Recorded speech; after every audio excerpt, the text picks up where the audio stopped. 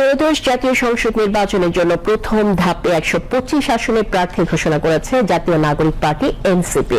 সকালে রাজধানী বাংলা মোটরে এনসিপির অস্থায়ী কার্যালয়ে আয়োজিত এক সংবাদ সম্মেলনে এই প্রার্থীদের নাম ঘোষণা করেন দলের সদস্য সচিব আক্তার হোসেন। সংবাদ সম্মেলনে জানানো হয়, এনসিপির আহ্বায়ক নাহিদ ইসলাম নির্বাচন করবেন ঢাকা 11 আসনে এবং সদস্য সচিব আক্তার হোসেন রংপুর 4 আসনে। এছাড়া ঢাকা 18 আসনে নাসিরউদ্দিন পাটোয়ারি, পঞ্চগড় 1 সার্জিস আলম, কুমিল্লা 4 হাসনাত আব্দুল্লাহ, ঢাকা 9 তাসনিম জারা এবং আব্দুল হান্নান মাসুদ নোয়াখালী 6 আসনে। প্রার্থীদের নাম ঘোষণার আগে এনসিপি নির্বাচন পরিচালনা কমিটির প্রধান নাসিরউদ্দিন পাটোয়ারি বলেন, এবার তারা ব্যালট রেভলিউশনে যাচ্ছেন। একই সঙ্গে তিনি দলীয় প্রতীক শাপলাকলিতে ভোট চাওয়ার পাশাপাশি গণভোটে হ্যাঁ ভোটের পক্ষে প্রচারণা চালাতে প্রার্থীদের নির্দেশনা দেন।